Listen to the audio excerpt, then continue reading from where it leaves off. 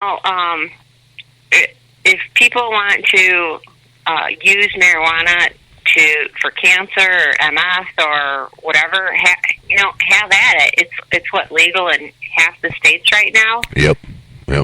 And I mean, let's be real, and it comes down to your book, really, and it's a really good point. How many people are out there have died from these prescription pills? How many of our kids are overdosing and just ruining their lives? Listen, I've smoked cannabis my whole life. It hasn't ruined my life. I've ruined my life. You know what I mean? Cannabis didn't do it. These pills, on the other hand, that ruins people's lives. Yeah. Yep. Well, you hit the nail right on the head. Our prescriptions are one of the leading causes of death in America. Yep, absolutely. In teens, no less. Teen usage is skyrocketed. Yeah. It's disgusting. Yeah, a lot of them come with the black box warnings. Yeah. On them, which is really nasty. I mean, that's really sad if your doctor sells you a line that your kid needs to take these drugs, even if they might kill him. Yeah. I ran into a circumstance with my youngest, and the doctor prescribed her this some kind of psychotropic drug, something, because she was having headaches, and the pharmacy screwed up and gave us double the amount of pills we were supposed to have, and told us to give her double the amount of what the doctor told us to give her. Long story short, my daughter was being overdosed by such a powerful drug, amitriptyline. It was just pathetic. We told the doctor, listen, I'm not giving my kid this crap anymore. I'm sorry. So she threatened us. Yeah, she threatened me to call DCF on me. So me being me, I went in there, I put my press pass on, grabbed my camera, and said, "What'd you say? You want to tell me what you said again on record? Because you want to make a fight over this, we'll make a fight over it." Oh my gosh. Yeah. 14 years old, 13 years old, I mean, all because of headaches. We take her to a chiropractor, he adjusts her, and she hasn't had a headache since. They do that a lot. They use the medical. If you don't want to go to them, then you're abusing your child. Yeah. Yeah, absolutely. Yep. Or you're being crazy because you didn't want medical care. So, Dina, what inspired you to write this book? Wow, that's quite a story. That's power. You can get your kid taken away if you don't give them this prescription. Yeah. Yeah, that's real. Mm-hmm. That's the kind of power that these corporations wield, and you better not get out of line about it, or we're going to get you back. You're going to be sorry. Yeah. The whole. I was inspired to write this book. I am a writer. I'm a novelist, actually. So I've written 4 novels, and I did some editing work for a doctor, and he was talking about Big Pharma in his paper, and I didn't really know who Big Pharma even was. I had to Google it, and one link led to another link, and on it went, and I thought, oh my gosh, I got to write about this. I just got to write. This is amazing. I was literally in shock. Yeah. I had no idea what was going on, and Big Pharma, of course, crossed paths a lot with that Big Agri, food and drugs, and yep. And it was a real eye opener. I mean, I've always suspected that our president and our Congress are really not running things; they're just puppets for somebody else. After researching this book, this pretty much confirms it. So, how long did it take you to get all your research before you actually could write the book? It took me a year to write the book, and wow. I put the research in the book. I either hyperlinked my sources, or at the very end, I listed them in each chapter. So it's kind of informal. It's certainly not the MLS style that you'd have to use in college, but the sources are definitely there, and anybody who reads it can tell that I didn't just go on conspiracy sites for this information. I mean, the information comes from all over. It's New York Times. So it's not just an opinion; it's an educated opinion. Oh yeah, definitely. And based on what I came up, I mean, you can take this with a grain of salt if you want it. Obviously up to you. But I believe in New World Order, and this is just one of the layers of New World Order happening as we speak. So now, when you say you believe in New World Order, I've got to ask you: you believe that it exists, or you believe that it works? I believe in New World Order conspiracy. I don't think we're going to be a nation that much longer. I think this world will be. We haven't been a nation in 30 years. The United States of America is a corporation. I don't know. There's a lot of people that don't know that. We are no longer a country. We haven't been a country in years. If you look at the American flag, the true American flag does not have yellow fringes on it. Those flags that you see in our corporate building or our federal buildings, those are corporate flags.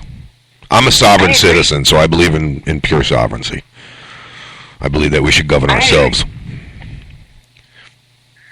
I wish we would run our foreign affairs like we do our businesses. Hey, you want us to go here? You want us to go there? You want to send our troops here? You want to send our troops there? Then pay us. Yeah.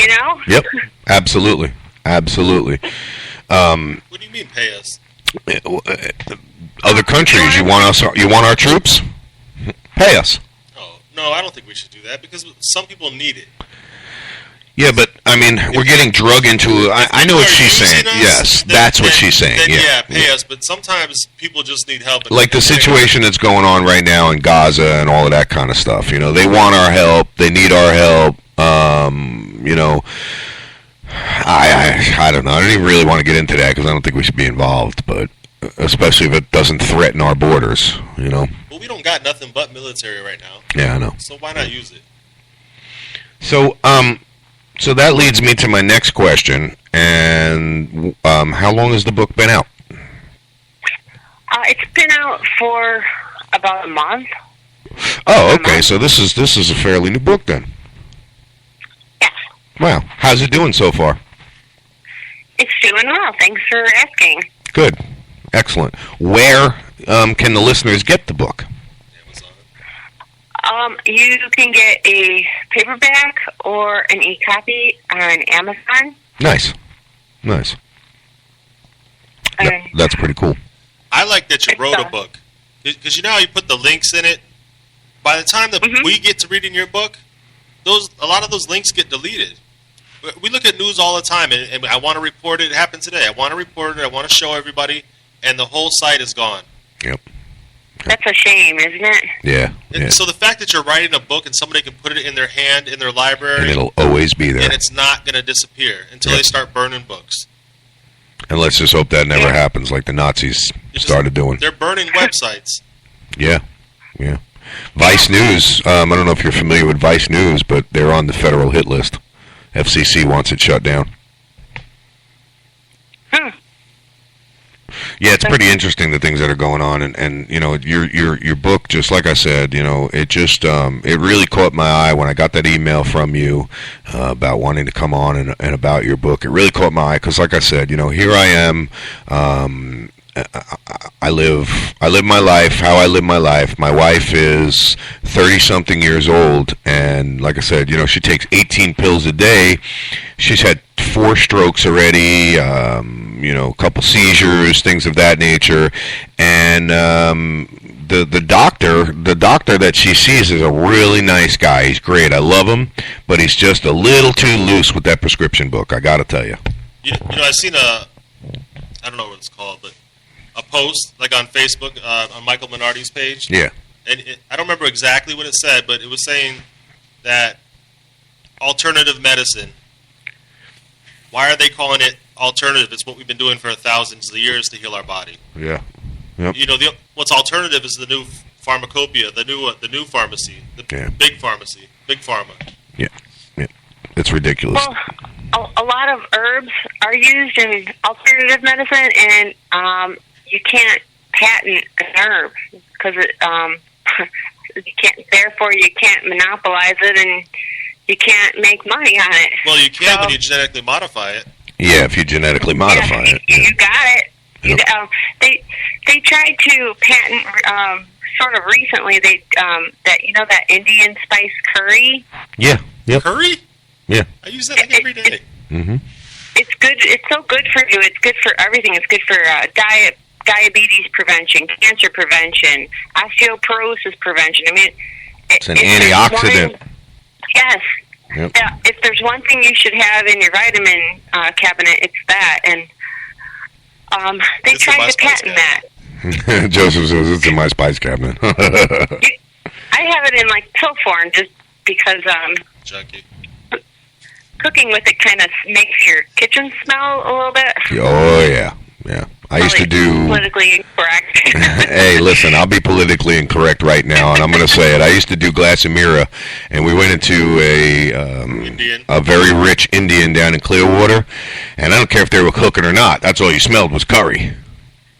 But it was good. It does stink. It was good. When you eat it, it tastes good. Oh, it was good. Yeah. But I didn't know that it had a lot of... I knew it was an antioxidant, but I didn't know it had a lot of properties like that.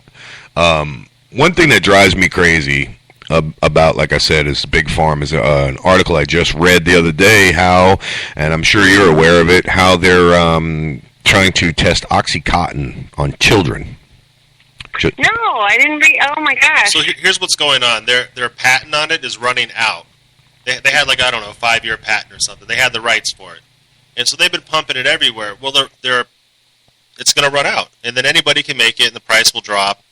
You know, so what they're doing is they're extending it by testing it on children so they can get 6 more months out of it. It's the loophole to keep their patent running. Yeah. That's scary. That stuff's so addicting. It's some really serious business right there, yeah. Yeah. And what's crazy about it is like we said, no regard for human life, nothing like that. It's all about the dollar bill. Well, the way it's set up, from what I dredged up, like when there are deaths and there are lawsuits and the government does fine them, it's such like small potatoes compared to the money that they've made on the product. It wouldn't matter if they find them, what they find them, because they would just raise the price on us. And it is synthetic heroin. And, they did this before. Do you know where heroin was made by Bayer aspirin? So they made heroin then. We all got stuck on it. Now they got a new patent. We're all stuck on that, and it's going to happen again. Isn't that ridiculous? Yeah. It's just really disgusting, and the way that they train doctors now, I kind of I don't blame the doctor, because that's how they're educated, to whip out the prescription pad every single time somebody moans and groans about something. But don't you think that needs to be changed? Well, the programming. It's programming.